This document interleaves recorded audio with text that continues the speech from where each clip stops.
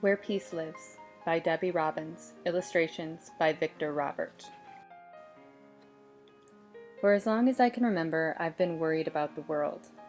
Flowers get along, puppies get along, snails get along, babies get along, so why can't everyone else get along? There are cities where they start to fight on Monday, end on Sunday, and then begin all over again on Monday. For some families, it's right in their backyard. Bullets zip through their windows, bombs come down on their heads, darkness falls even when it's day. The children don't have clean water to drink, clothes to wear, or a school to go to in the morning. The world calls it war. I call it crazy. On one particular night, not so very long ago, the possibility of a new war had people nervous and fidgety. This included me. Unhappy thoughts made figure eights in my head and they wouldn't go away. How would war stop people from hating each other more than they had ever hated before? More than ever, I wanted to fall asleep and find peace. At least once a week, and this has happened since as long as I can remember, I dream of an angel named Peace, the most beautiful creature I've ever seen. Peace has a body of soft, thick, layered feathers, large see-through wings, sparkling hazel eyes, and a smile as brilliant as a sunset. In my dream, Peace beckons me forward, choosing me to play with, making me a friend. When I see Peace, all my worries, fears, and harsh thoughts melt away. If I had one wish, it would be that Peace could be with me all the time.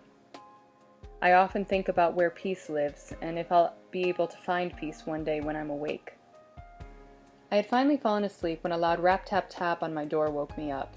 I looked at my clock. It was 1 a.m. I threw on my robe and woolly slippers, the ones with a chunk of the right heel missing, thanks to my dog Angers, and headed for the door. I had named my dog Angers, pronounced Angers, which means angel in French. She hadn't been an angel the day she had bitten the heel off, however. "Open up!" a man's voice encouraged from the other side. I lowered my voice and hoped it would make me sound taller than I was. "Who's there?" I replied. "Luther's my name," he responded sincerely. "I've been sent here to get your help." "Help?" "To set Peace free." "The angel Peace?" I asked, astonished. "That's right. Aren't you Peace's friend?" "Yes, I guess I am." "Good." He sounded relieved. "What's happened?" "Peace has been taken prisoner, locked in an unbreakable glass box, and can't get out." "Oh no," I said in disbelief. "Oh yes. Peace's wings have started to droop. Peace needs you before it's too late." Something in the way he spoke convinced me he was truthful, and although my parents told me never to open the door to strangers, his voice didn't feel strange at all. I cracked the door a little to check him out. Lo and behold, there stood a large, handsome brown bear. He wore a black suit, an ironed white shirt, and a thin black tie tied neatly around his neck. In his paw was a handkerchief which he used to pat his forehead. "We have to hurry," he said. He extended his paw through the open door to shake my hand. I couldn't believe how soft and furry his paw felt. It made me want to pet his entire arm. Instead, I stared, speechless. I had never spoken with a bear before. "Yes, you have," Luther said. What? He read my mind? I suddenly realized Luther looked exactly like the teddy bear my Aunt Rosie gave me when I was 3 years old. I had talked to that bear all the time. "Where are we going?" I finally blurted out. "To find the 3 keys." "The 3 keys?" I repeated. Luther sighed. "To unlock the box where Peace is captured. Peace needs to be free. It's the only way." "Why me?" Luther gazed past my concern and into my soul. "You care about Peace, don't you?" I nodded. "But how do I know you're telling the truth?" "You could ask me something about Peace to make you believe." I thought for a second about the angel from my dreams. "What color is Angel's peace dust?" The big bear didn't even stop to think. "Gold, with black sparkles." I opened the door all the way. I wanted to go even though I knew I should stay. How about a glass of cold milk and a chocolate chip cookie before you leave? Luther took my hand and pulled me out the door. No time for that. We ran down the hallway, out the kitchen door, and into a reddish-brown forest that lay beyond. Never before had there been a reddish-brown forest outside my door. Luther pointed to a carved log canoe. It hovered an inch above the ground under a sleepy pine tree. "Jump in," Luther said. The flying boat had a wide smile on its bow that grinned at me. That, along with the bittersweet taste in my mouth, reminded me I hadn't brushed my teeth before I left. "Luther, I want to help the Angel Peace, I really do, but I have a big day tomorrow, and I have to get some sleep." "You'll be back before you know it, I promise." With that, my feet climbed into the canoe with great determination. Luther smiled, picked up 2 oars from the floor of the boat, and began to paddle. We lifted high off the ground and into the sky. Luther reached in front of me, pulled a seatbelt out from the canoe's side, yanked it across my tummy, and fastened me in. Our final destination is the mountain where dreams are made. It's my home. He had a magical tone in his voice that could convince anyone to do anything. It certainly was convincing me. Then he added, "I'm king there." "I've never met a king before." "Do you want to know why I'm king?" I nodded. "Because I've seen the dream of peace. Now I'm supposed to show it to you." Our clear, calm night turned into layers of dense gray fog. "There's nasty weather ahead," Luther announced. "We're near the city of Right and Wrong, and the air is always bumpy there. They haven't seen much sun in years. Hold tight." The city of Right and Wrong? That's a funny name. It used to be called Shalom, which means peace. But they've tied themselves in a terrible knot with all their fighting and disagreeing. They can't move anything forward, not even an inch. They may be near the point of no return. I could hardly hear him over the roar of the wind. "What's that?" That's when there's so much againstness, they can't keep the goodness alive. You know what happens next. "No, I don't." "The cube of bitterness eats them," he whispered. I leaned closer so I wouldn't miss a word. The cube is where the right ones go. The ones who think they're right and someone else is wrong. After a while, their rightness grows big inside them. Like when you eat breakfast, lunch, and dinner, all at once. I touched my stomach and cringed, imagining how fat I'd feel. All they want to do is punish anyone who disagrees. The hairs on the back of my neck stood up. The only thing I could say was, "How awful." Awful would be good. It gets worse. Worse? Once inside the cube, your eyes can't see beauty. He pointed to a flowing riverbed beneath us. Your tongue can't taste anything sweet. I thought of a juicy orange popsicle sliding down my throat and got sad, thinking I might never taste it again. You can't hear the universal heartbeat. He leaned toward me and placed my ear on his chest. Luther's heart was beating so strong, I felt like a drummer was inside my head. I moved my head away. "What you're saying frightens me. The more the cube eats, the hungrier it gets. If you can't help us free peace, your world is next." I gasped. "Oh no, maybe we'd better turn back so I can tell someone." Too late. The city of Right and Wrong is where the 3 keys to free peace are supposed to be. It's our only chance. With that, we headed toward the ground. It felt like our canoe was being thrown down a flight of oversized stairs, and I grasped the side of the boat so tightly my fingers looked like Luther's claws. I didn't let go until we landed in the craziest city I'd ever seen. Once our canoe came to a full stop and Luther undid my seatbelt, we climbed out. Not only was the city jam-packed with every animal I had seen at the zoo, but there were ropes, walls, and barricades everywhere. Leaning his canoe against a nearby wall, Luther attempted to explain. "The city's been divided over the topic of milk," he commented. "Every animal who likes to drink milk lives over there." He pointed to a tall concrete wall where an armed zebra looked down on us through a pair of giant binoculars. Gesturing toward an alligator in a military uniform, he added, "Every animal who hates milk lives over there." The alligator checked a lion's papers with an oversized magnifying glass. Luther took my hand and pulled me down a narrow cobblestone street crowded by a family of ducks. Each duck carried a grocery bag and rushed in and out of the stores. "They have to shop before dusk," noted Luther. "Too dangerous after that." We winded down 5 more streets, around 2 more corners, and came to an old brick stadium. Luther marched up to the admissions booth, bought 2 tickets, and walked us inside. The animals sat in separate sections marked, "I like milk," and "I hate milk," where they booed, hissed, and yelled ugly words at the center of the stage. I looked down to the playing field to see what the commotion was about. A vicious tug-of-war was taking place. I had played tug-of-war at camp and thought it was fun, but it was nothing like this. "We're right to like milk," an agitated pygmy elephant screamed. He wore one of those tiny French hats my Aunt Jacqueline calls a beret. He pulled a long piece of rope with 5 other elephants. Saliva dripped from their mouths and their feet slipped in the mud.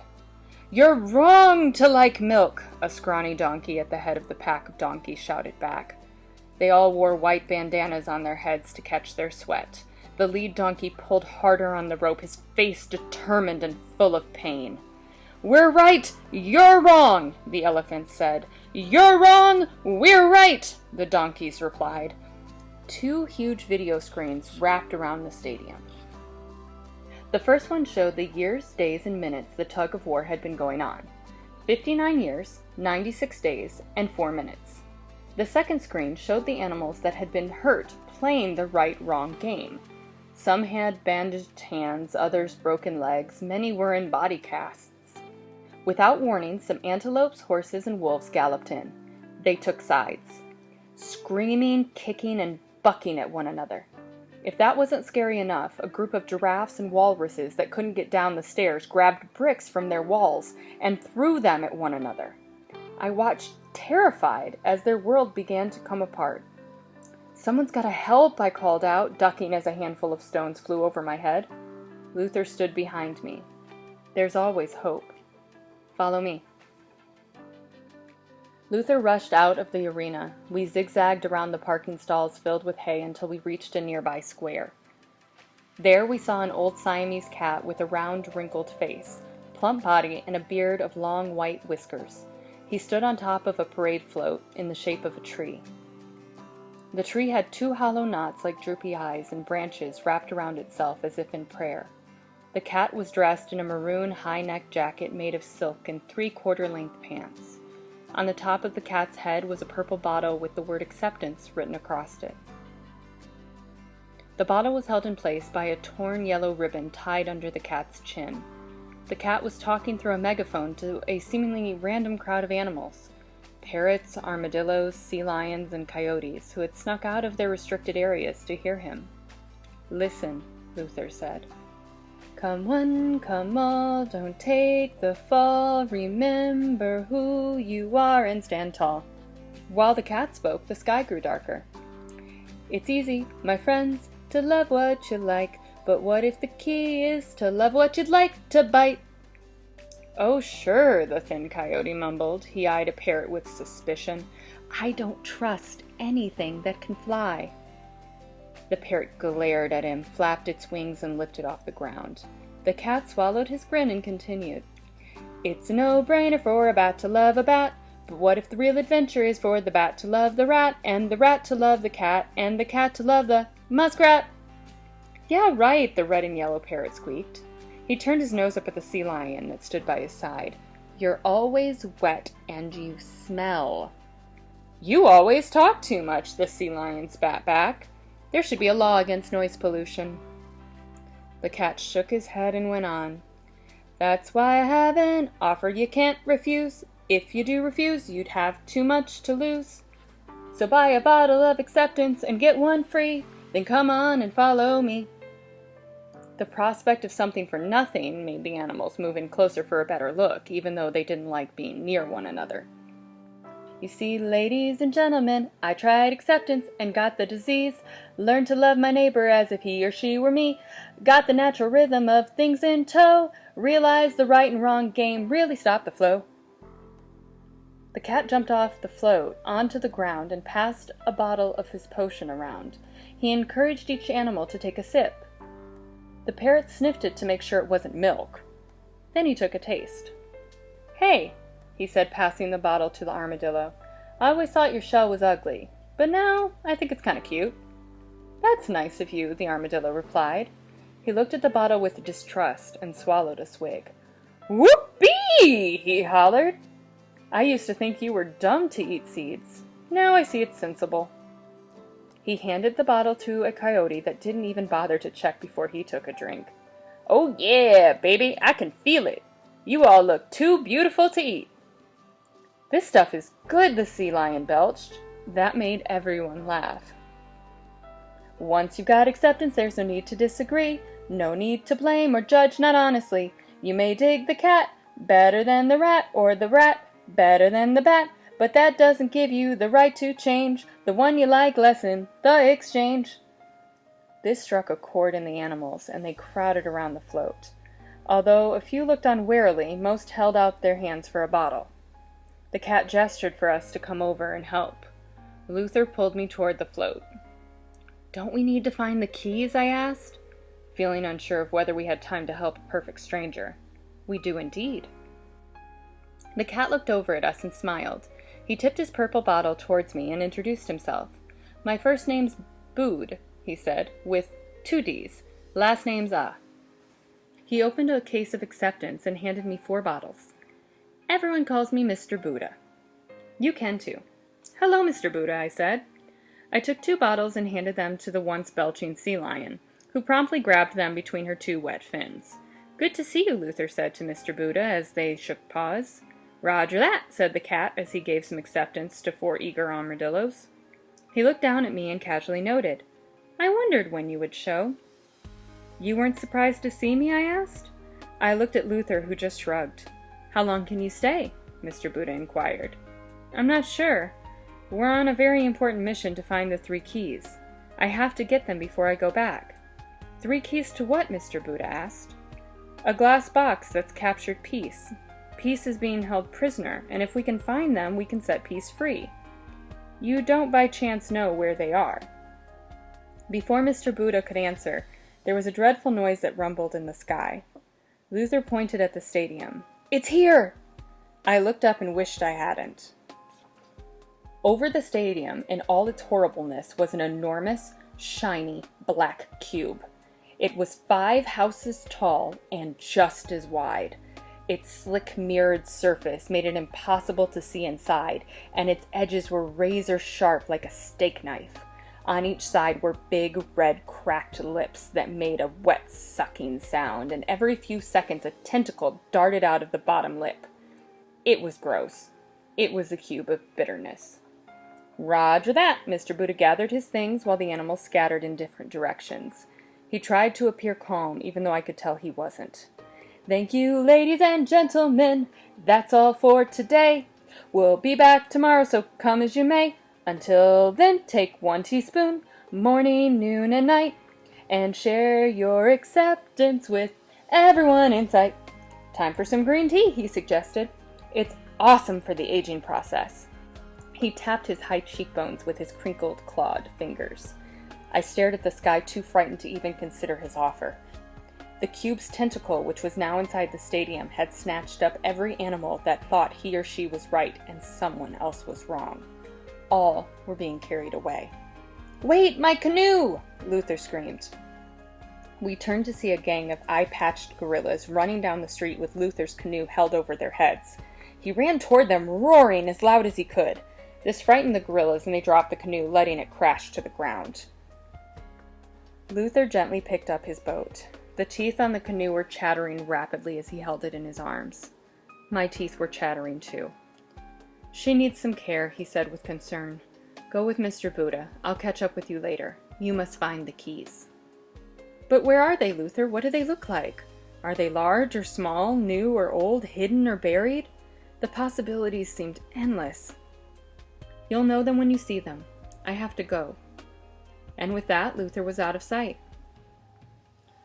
All right, I gathered up my strength. I'll find them. I will, to set Peace free. "Roger that," Put these on." Mr. Buddha had handed me a pair of goggles. He placed a special set on the tree to protect her long lashes. "Luther and his canoe will be okay." He started up his engines. I guarantee it. His reassurance touched my heart, and I gave him a hug. "Hang on," the old cat said, wiggling out of my embrace. With that, we were off, and I mean off. His float had dual rocket boosters, which he said could reach the speed of light. Before I knew it, the city of right and wrong and the dreadful cube of bitterness were nowhere to be seen.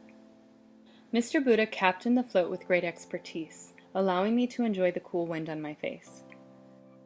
"My tree is named Bodhi," Mr. Buddha said. "She's able to see the love inside all living things." He stroked her nearest branch. "When others can't see it, it makes her sad." I understood the Bodhi tree's feelings. I could see the love inside things too. When people shouted at one another, killed insects or flowers, or raised their hands to hit, it made my heart ache too. "You're so good-hearted," I said. The Bodhi tree looked at me and spoke. "If you say you love me, but you hate someone else, how can you say you want peace?" "Think it through," Mr. Buddha suggested. I chewed on the bottom part of my lip and tried to reason it out. If I love the Bodhi tree, but I don't love you, that means I don't want peace because... "Because?" Mr. Buddha encouraged. "Because peace loves all things." Mr. Buddha nodded. "So, when you hate someone, you can't have peace." "Roger that," Mr. Buddha purred. I couldn't have explained it better myself. The old cat steered the float toward a patch of white clouds. I looked over at the Bodhi tree. She batted her long lashes and smiled. Mr. Buddha motioned to me. "Why don't you begin at the beginning?" he said good-naturedly. "I'm told it's a good place to start. Tell us why you're here." I did just that. I told him how the people in my world just couldn't get along. Most didn't believe they could make a difference. But I was determined to find a way. I explained how Luther the bear had come to meet me to set peace free, but we hadn't found the keys yet, and we didn't have much time. Mr. Buddha didn't seem concerned by my urgency. Instead, he waved to a prune-shaped float that passed by. "They're wonderful for morning constitutionals," he sighed.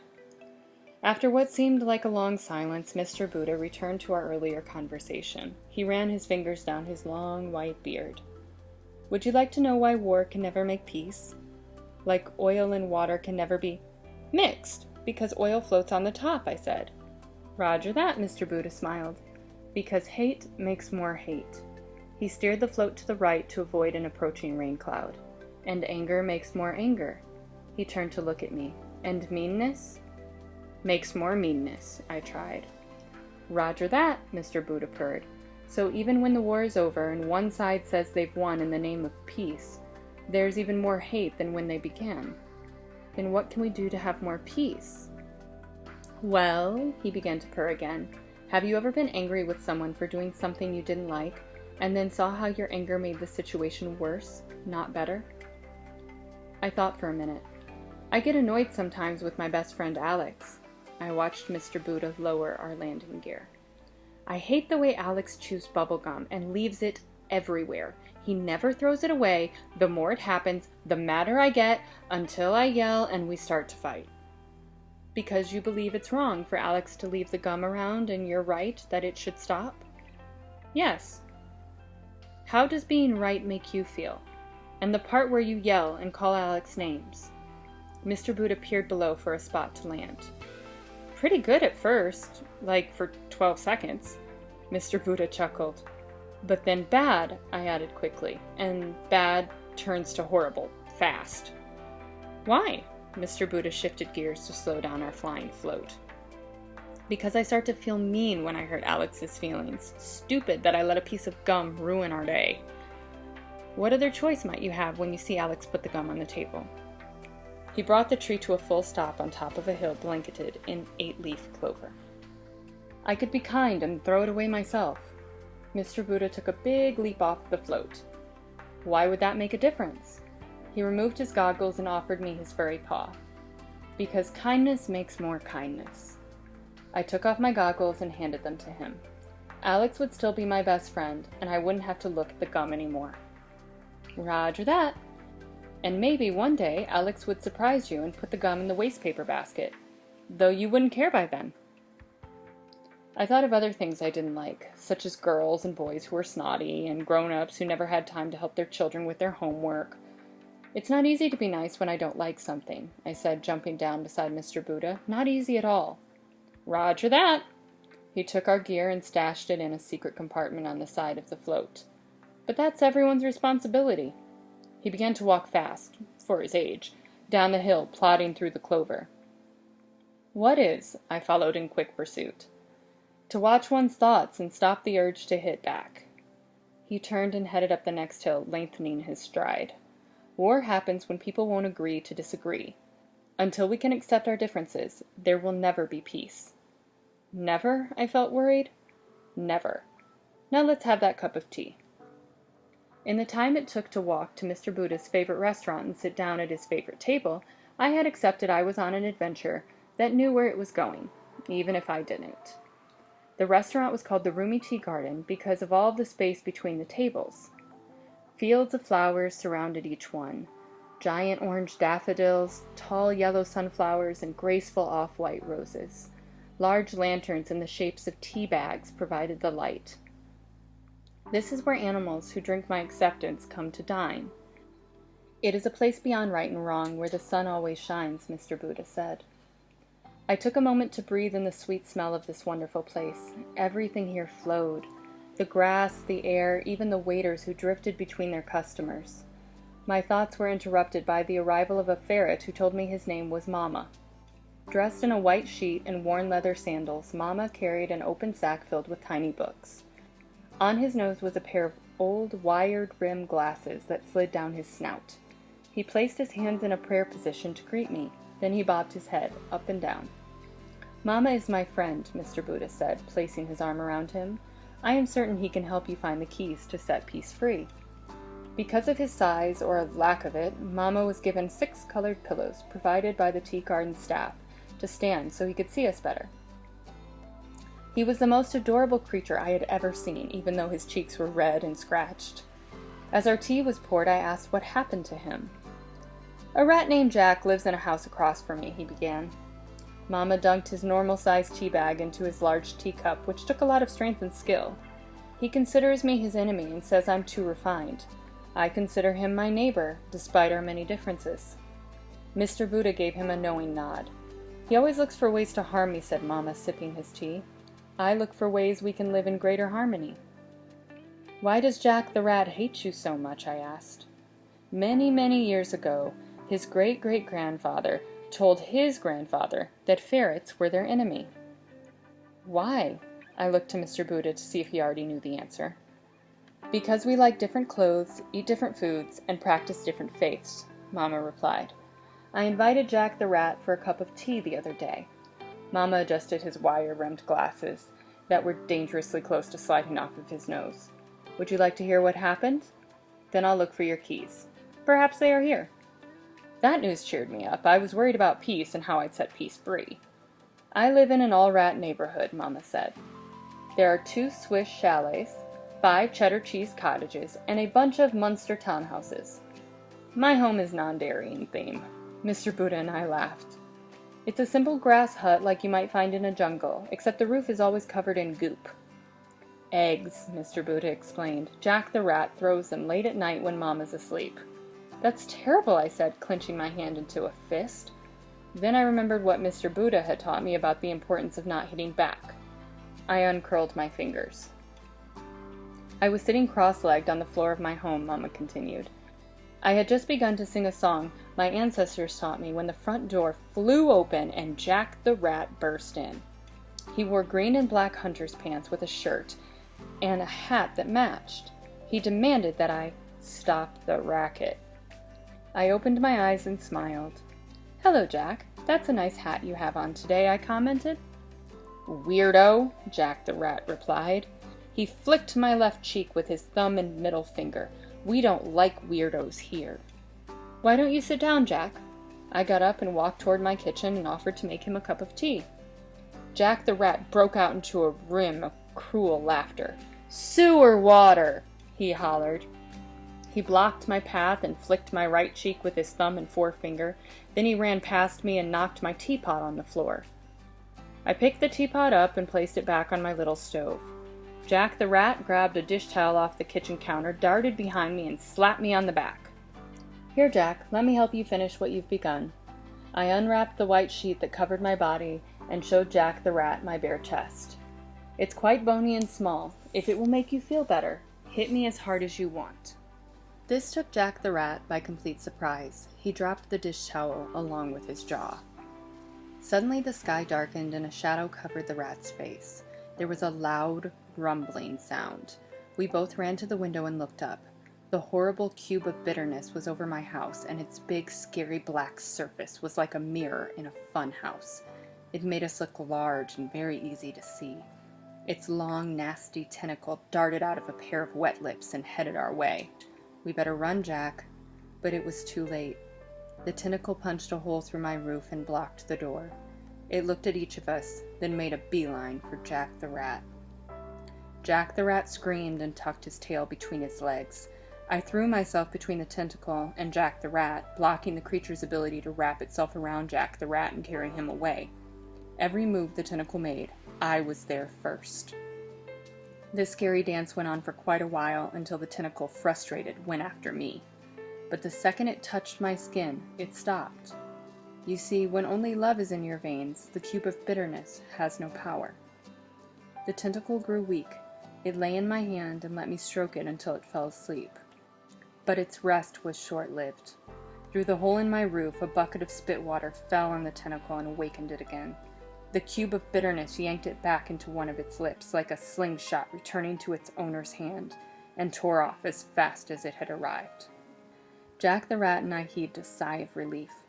With his knees still trembling, Jack walked over. He took off his hat and placed it on my head.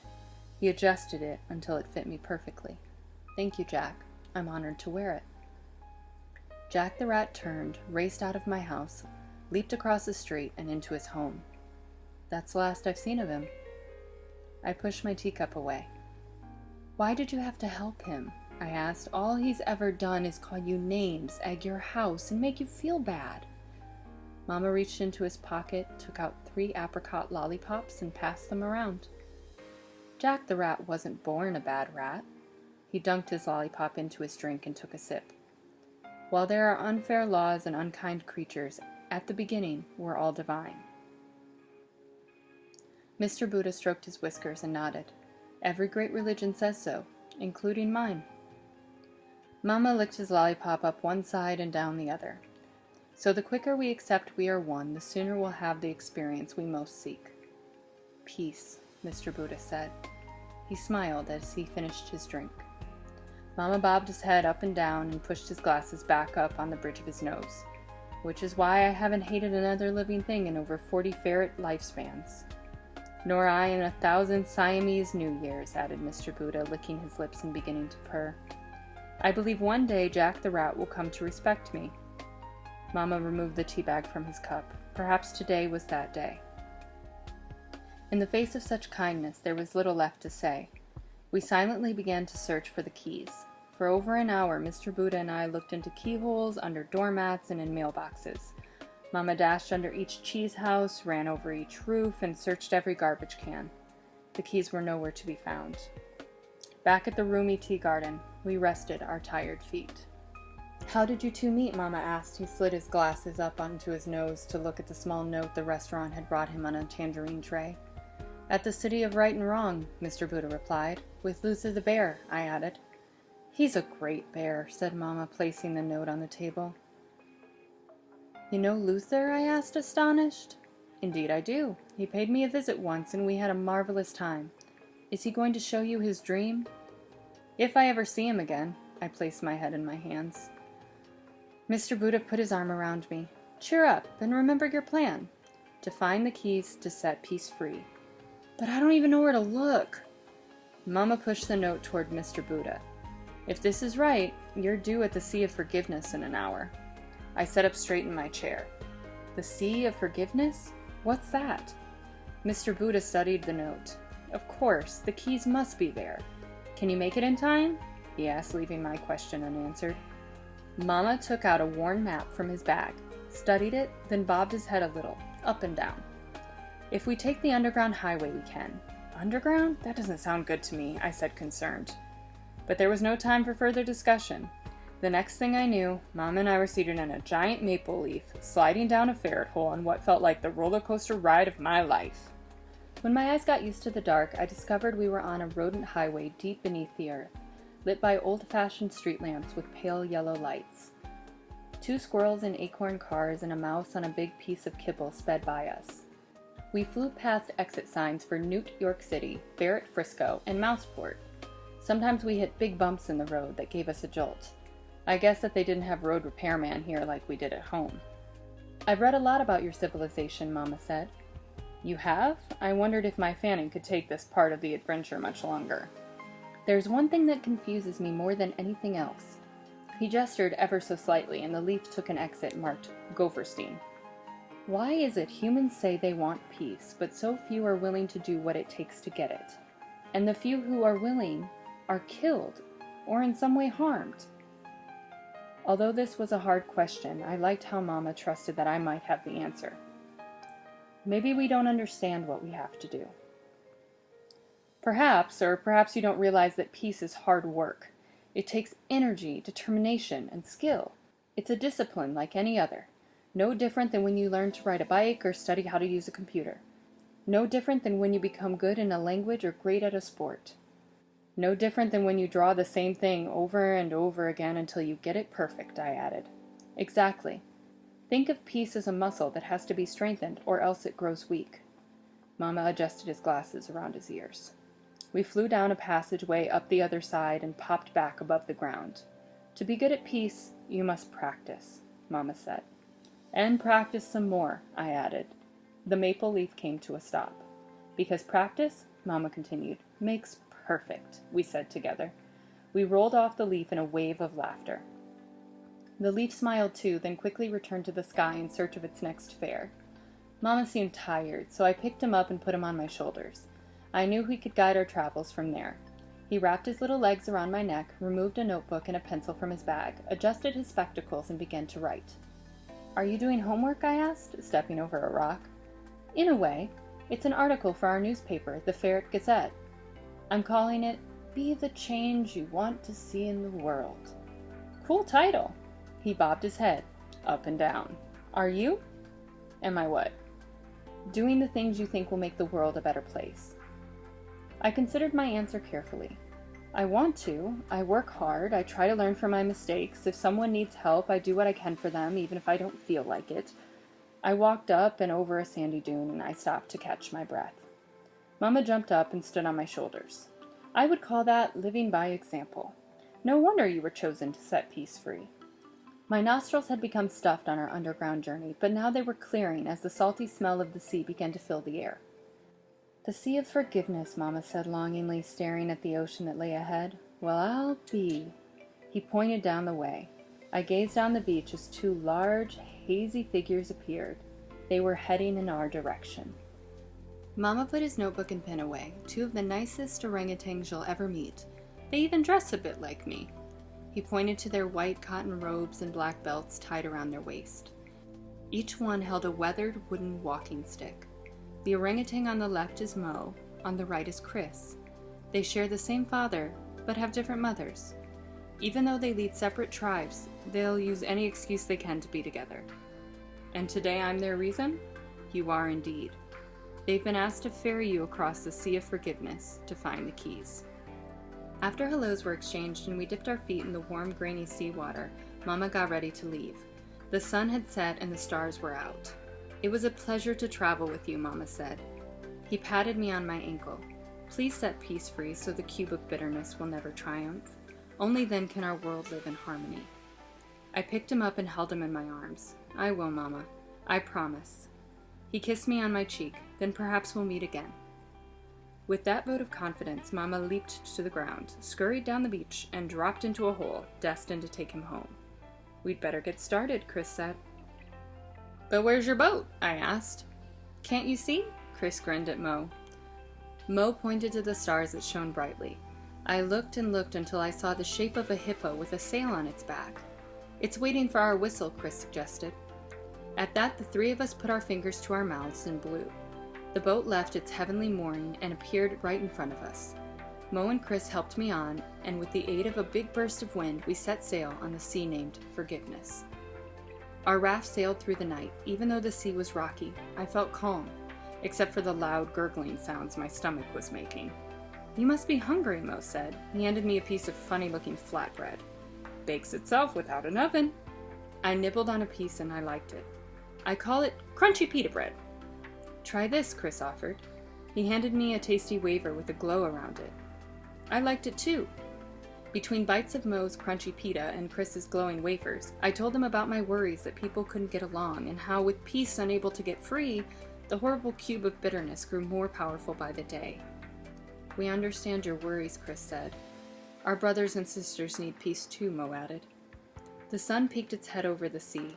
Splashing and flapping occurred all around us, and soon hundreds of creatures from the sky and sea appeared. Every kind imaginable.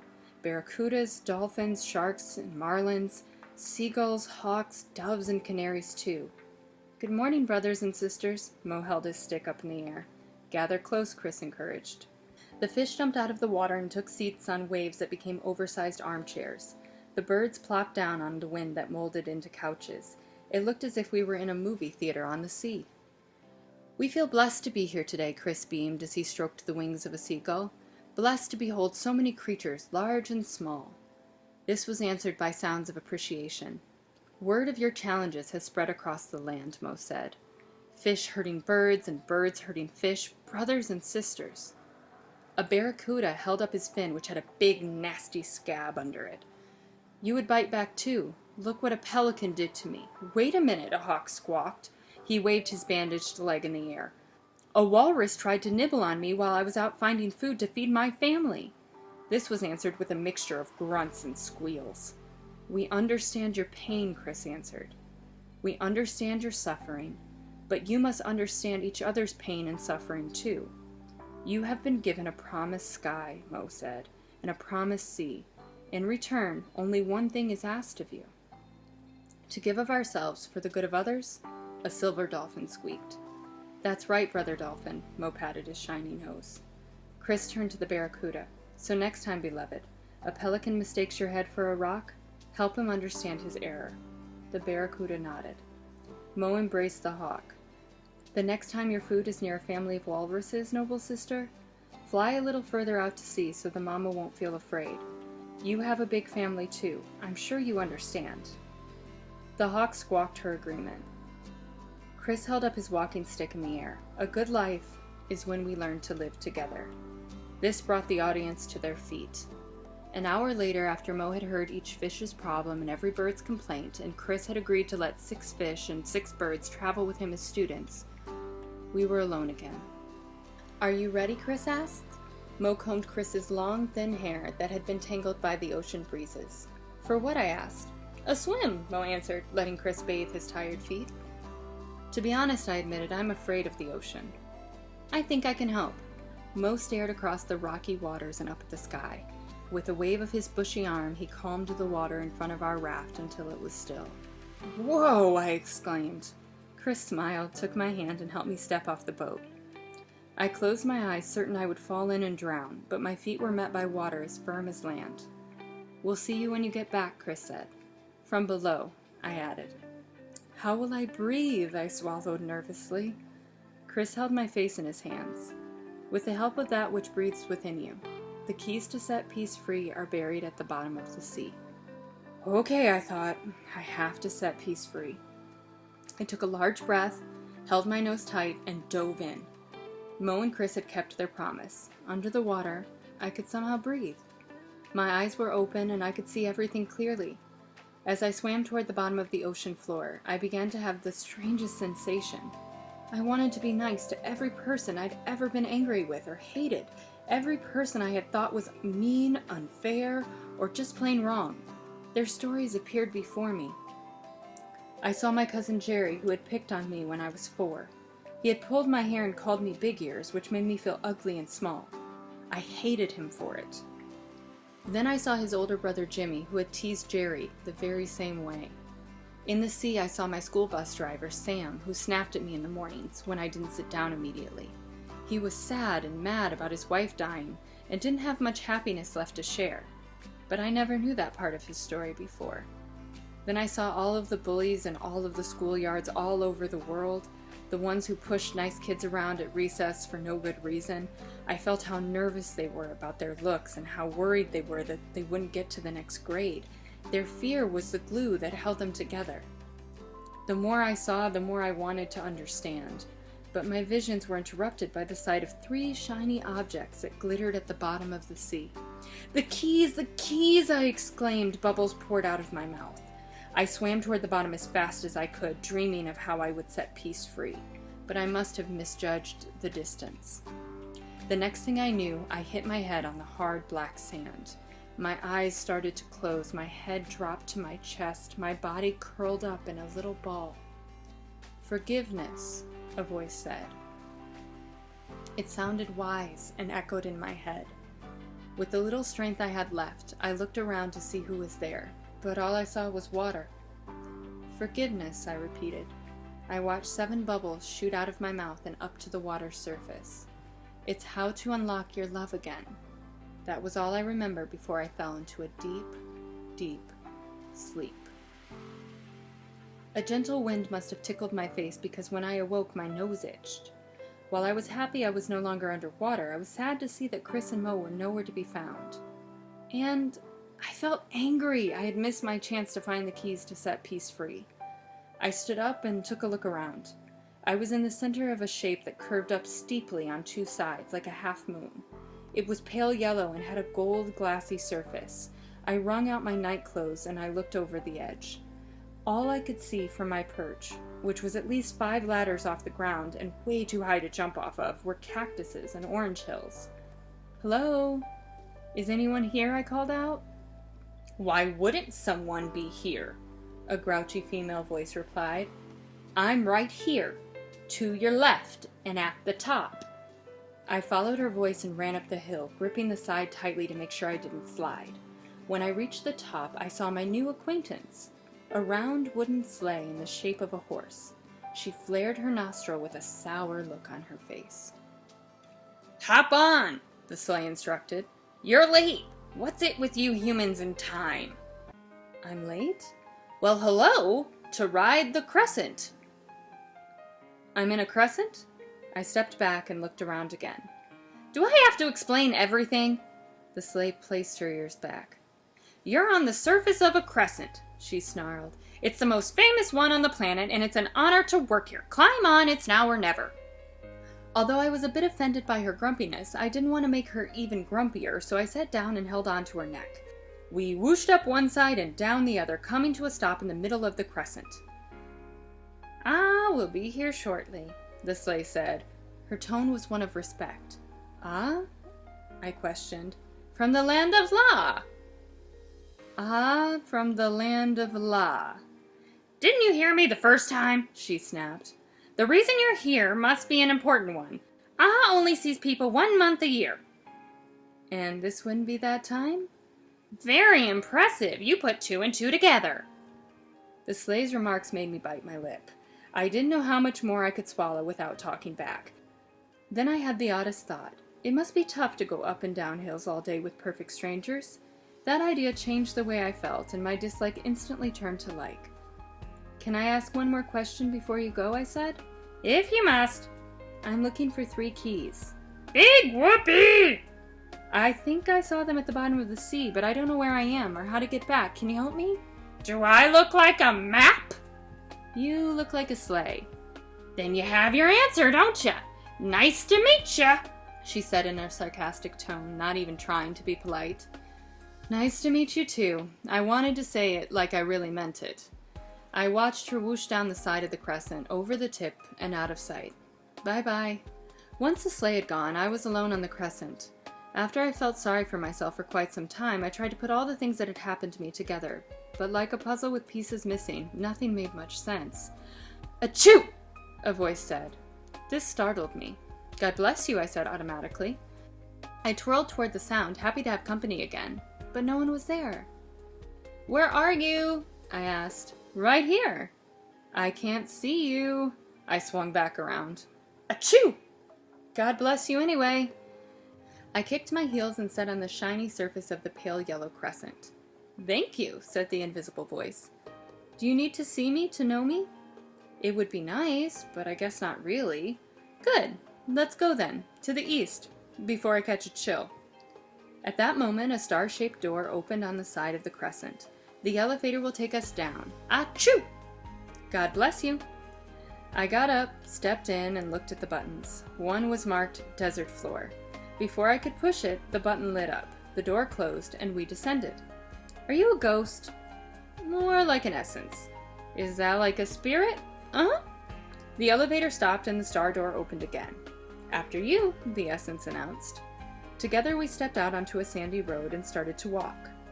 At least I think the essence was walking. We were headed in the direction of a pomegranate red rising sun. I had never hung out with an essence before, and certainly not one with a cold, but I had never done a lot of things until now. The sleigh told me your name's Ah, from the land of La, I said politely. Uh-huh, she told me you have been looking for the 3 keys to set peace free. That's quite an important job. You must be tired. Well, now that you mention it, I'm pooped. It's been quite a day, night. Uh-huh. Suddenly I was thrown into the air. Before I could scream, I landed on top of a camel's large hump. The camel stretched its long neck around to look at me, causing me to swallow my surprise. Its eyes were red and its face was covered in bumps. His name is Malika. It means to help. I might add that he's allergic to sand.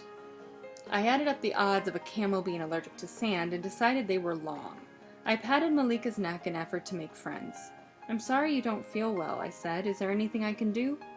He looked back at me with a faint smile. Even though everything's not going my way, I've decided to make it okay. But thank you. So have you found them? Ah asked. The 3 keys to set peace free? My head dropped. No, I said almost in a whisper, I haven't. Uh-huh, Ah said, his tone not registering even the slightest disappointment. He climbed on board the camel and took the reins. I knew this because, though I couldn't see Ah, I could feel him. Then we still have a bit of work to do. Galloping across the desert plains, the land looked more and more unhappy. The sand was black and the bushes were dead. There was not a sign of life anywhere. It made me feel lonely all over. Uh-huh, Ah agreed, apparently able to hear my thoughts, just like Luther the bear when I had first met him. The cube of bitterness has been here, Ah continued. There are only 2 watering holes left. One's over there, and it looks like we have company. In the middle of the ugliness stood one green palm tree hanging over a small pool of water which was an inviting hue of aquamarine. As the camel made its way to the water and began to drink, Ah and I jumped off to meet our fellow travelers, who generously introduced themselves.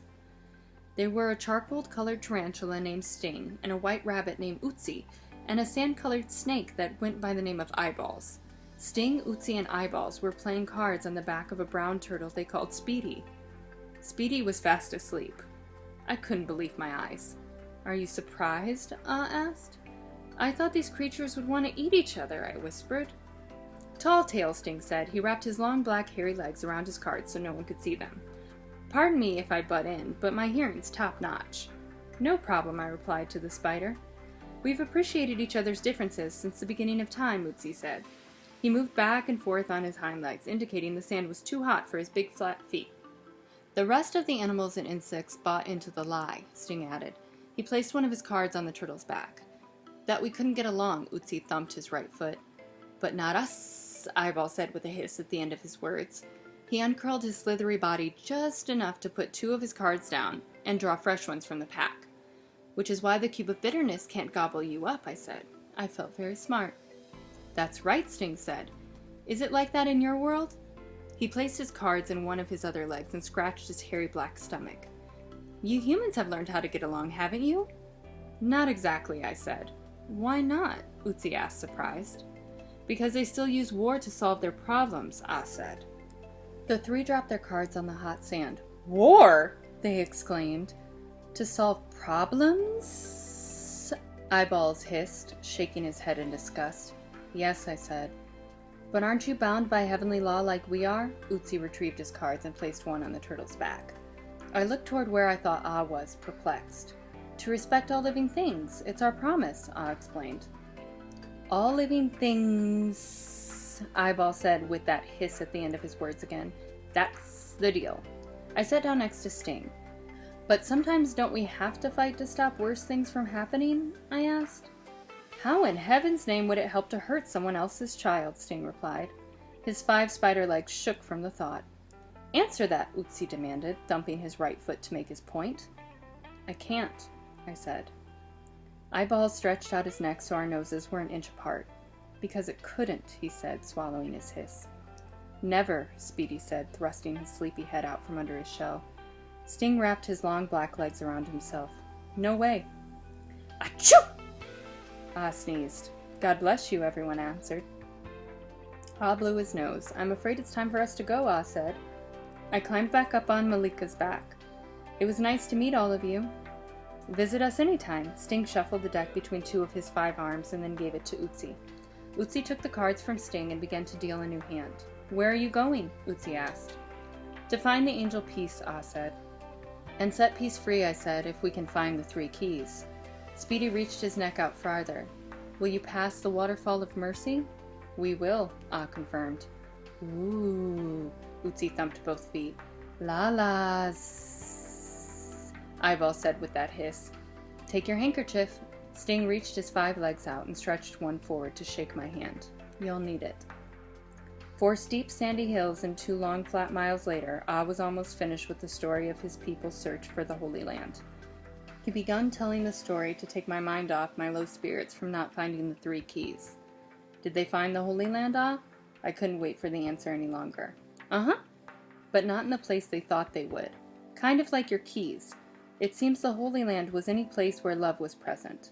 All they had to do was open their hearts, and they would be there. You mean my home is a holy land? I giggled, tickled by the thought. Is it filled with love? Lots of it. Uh-huh, Ah laughed. He joined in my delight. The sun burst through the cloudy skies, and there, in all its greatness, stood the waterfall of mercy. It was a lot closer than we had thought. Deserts can be odd that way. The waterfall had silver water that fell in the shape of giant teardrops. Oh, a teardrop moaned. No, another teardrop cried. Don't, another teardrop sobbed. Do you know why the waterfall cries? I asked. I shook my head. For the part inside all of us that hurts, the waterfall cries when we hurt ourselves and when we hurt each other. I could hear Ah crying. Then he sneezed again. Achoo. I felt a tear in my eye, too. God bless you. He blew his nose and continued. The water is neither hot nor cold. They say it answers questions for those who touch it. I'm sure you have some. I nodded. Go on, then. With Ah's encouragement, I knelt before the wall and passed my hands under the gooey water. It felt like liquid silly putty. Okay, waterfall of mercy. Why is it so hard for people to get along? I wiped the tear from my eye. As promised, the waterfall spoke in a tone as deep as a cello's. Inside each of us are good thoughts and hurtful thoughts. And we have to pick which thoughts to follow? I wiped my nose on my sleeve. Each and every day. That's what I learned from Mr. Buddha, and what Mama showed me, and what Chris and Mo told the birds and the fish, and what Ah believes, and my mother and father, too. They are good teachers, then, the waterfall replied. Then I want to love like you do, Ah. I turned where I felt he was. Ah, in all of his greatness, didn't answer. Like Mr. Buddha, Mama, Luther, Chris, and Mo do, even when it's not easy. I placed my hands back in the water again. Waterfall, do you think I can learn to love instead of hate? Do you? I have to if I want peace. That was the hope. Whose hope? The hope of the one whose love for you never sleeps. Like my parents? That's right. The thought of being loved so much made my heart swell like a balloon, and soon I couldn't tell my tears apart from those of the waterfall of mercy. Later that day, Ah and I stopped at a second watering hole so I could eat a cactus sandwich and drink a large cup of palm tree juice. There, Ah received a message from a pink goose who had been sent by a magic carpet, who was under the weather that day, to tell us that someone was waiting at the next crossroads to take me to the angel Peace. It seemed that Peace had grown even weaker, and the time we had left to save the angel was short. If that wasn't bad enough, the cube of bitterness had been seen 6 more times, and everyone was frightened. I stood at the crossroads, worried again, not sure what to do next, and then I heard Ah say, I have a surprise. Unless I'm mistaken, there's your friend. I looked ahead and couldn't believe my eyes. Luther the bear and his flying canoe were sailing toward me. The minute they landed, I ran into his arms and held him tight. His silky fur dried my forehead, which was moist with sweat from the desert heat. "It's time, Luther," Ah said, "to show your dream." Luther put out his paw and helped me into his canoe. The canoe turned, smiled at me, and lifted off the ground. "Thank you for everything, Ah," I said. "Salallahu Alaihi Wasallam," Ah replied. "May the blessings and peace be upon you," Luther translated as we rose into the sky. "We'll circle 7 times. In Ah's world, it's a way to show respect." "I'd like that," I gulped, swallowing my sniffles. Luther made our last circle and steered to the north. "You found the 3 keys, haven't you?" "I'm sorry, Luther, I don't think I have. I believe I failed peace." I said it nearly in tears. "Nonsense," he replied.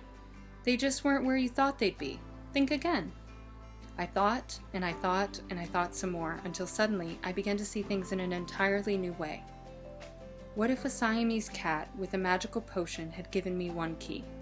What if a ferret that preached brotherly love had given me the 2nd key?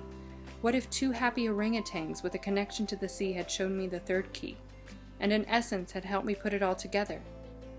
What if the 3 keys weren't actual objects I had to find, but choices I had to make? To accept people's differences even when I wanted to be right and make them wrong. To love someone even when I wanted to hate because I didn't agree with him or her at all. To forgive even when I wanted to blame and call them cruel names. "Luther," I exclaimed, "you're right, I did find the keys." "That's wonderful news," he gave me a big thumbs up. "But what do I do with them once we find peace?" "You'll know when you get there." As we soared toward the mountain where dreams are made, my head spun like a top with new ideas about how to make the world a better place. First, all of the principals, teachers, and substitute teachers in every school would teach peace. Peace could be right after English, just before history, and not on the days kids have science and math. We would learn to get along from the very beginning, and the cube of bitterness would have no one to eat. Then, when every child was studying, learning, and practicing peace, grown-ups would have to grow up next. Once they learned to love peace as much as they loved their children, we could feel safe the angel Peace would never get captured again. "Look," announced Luther. He pointed at a beautiful mountain in the distance. "That's where I live." His voice was filled with pride. I gazed at Luther's home and began to miss my own. "You'll be there soon enough. I always keep a promise." It was standing room only on Luther's mountaintop. Hundreds of other proud bears, black, brown, golden, and white, had come to see their king's dream. They gathered around a lavender screen made just for that purpose. Luther's dream was the most wonderful story I'd ever been told, greater than any book I had read or movie I had seen. His dream was about a place where you could be the same or you could be different. It didn't matter. If you had the color of Luther or Mama's skin, that was great. If you came from the land where Chris and Mo were born, that was cool. If you believed in Oz Holy Land or liked Mr. Buddha's better, that was A-OK. In Luther's dream, when someone made a mistake, which happened from time to time, the mistake was punished, but not the goodness inside the creature. It was understood that darkness could never stamp out darkness, so love was rubbed on everyone's boo-boo like a magical ointment. Out of consideration for one another, respect became the way to say thank you for all that had been given. Once a year, like a vaccination, everyone received an injection of love as protection from the horrible cube of bitterness. On that day, all work stopped, and love poured out of their veins like maple syrup.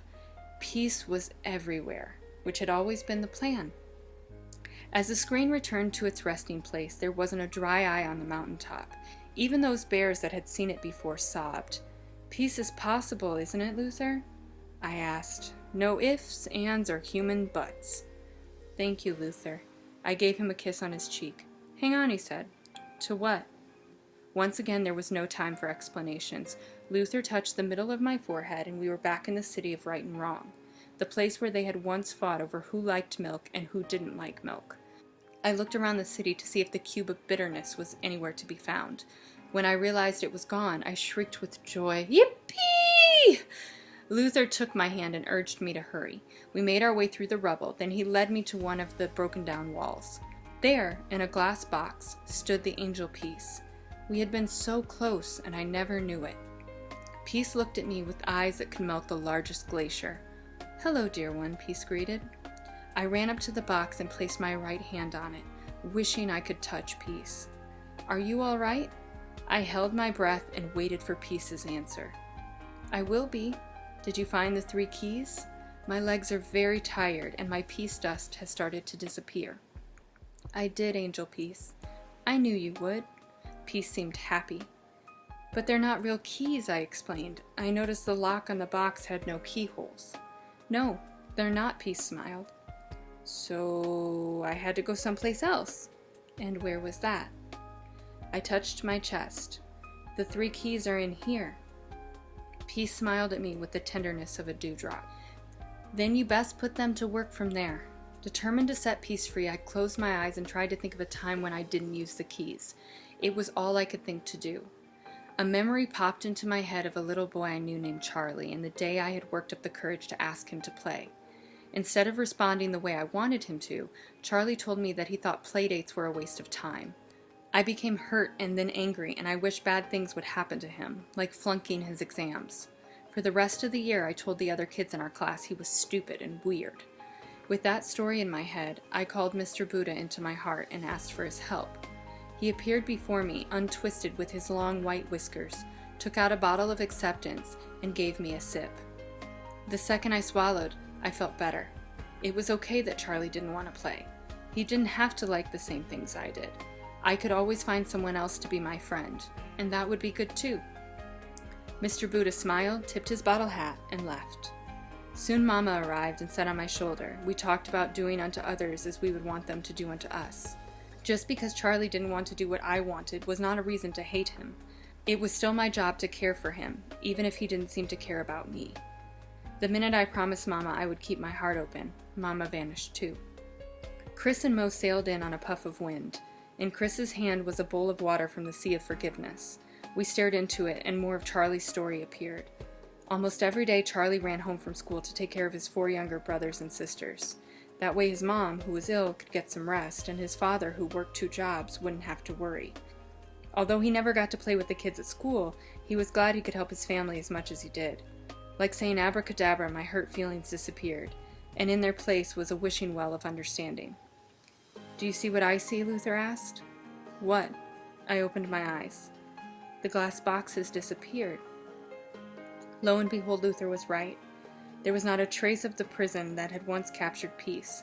We looked up to the sky and watched in awe as the angel Peace flew through the air, wings spread wide. Peace dust fell from the angel and touched every creature Peace could see, including me. "You did it!" Luther lifted me up and tossed me in the air. "You used the 3 keys. You set Peace free."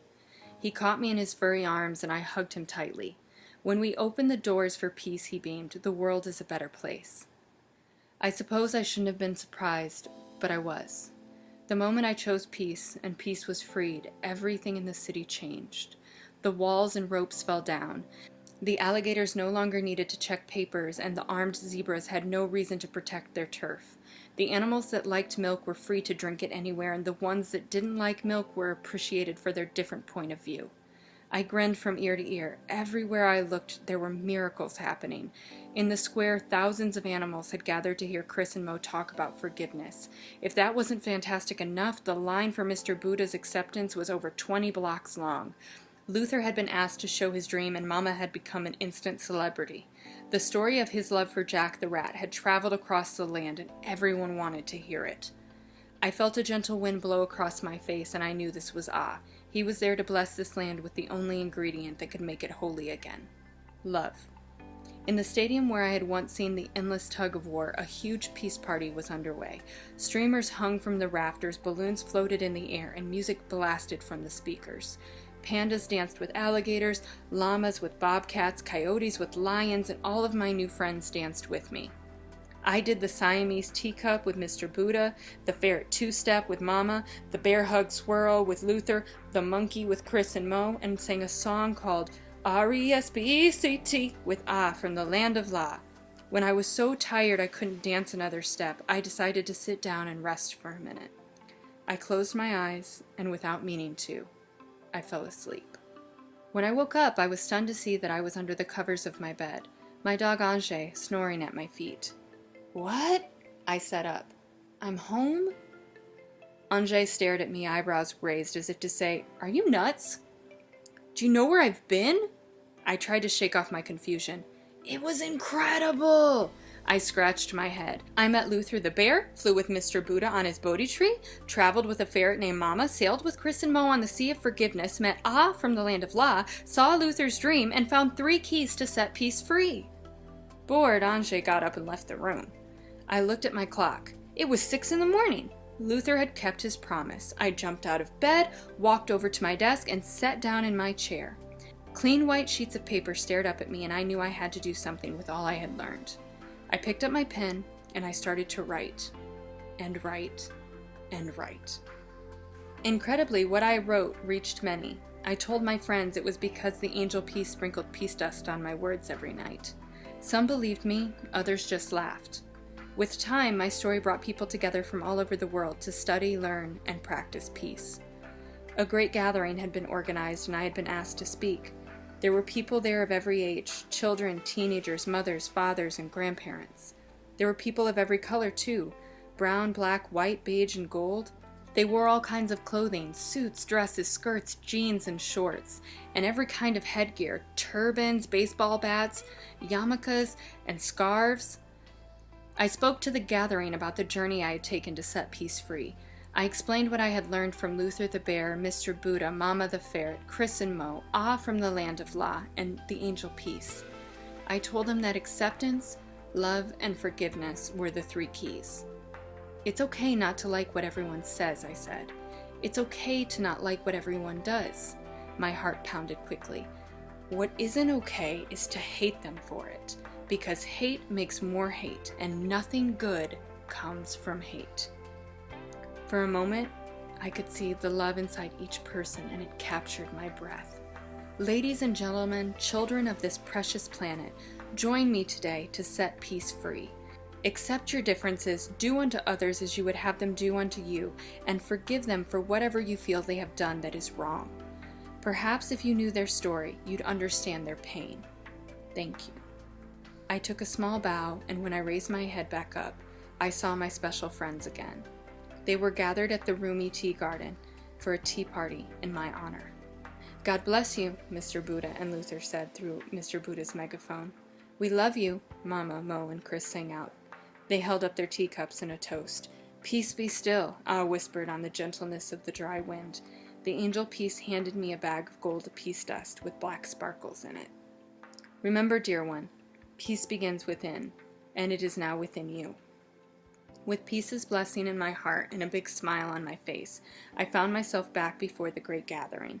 I spread my arms wide and started to fly. I reached down and grabbed a hold of a little boy's hand. He grabbed hold of his mother's hand. She grabbed hold of her husband's hand, and before I knew it, we were all flying through the air holding hands. We looked like a long tail on a colorful kite. Into the sky we went, sprinkling peace dust on everyone we could see. I knew the angel was right. I did a somersault into a cloud and swooped back out the other side. We know where peace lives, and we are making a difference.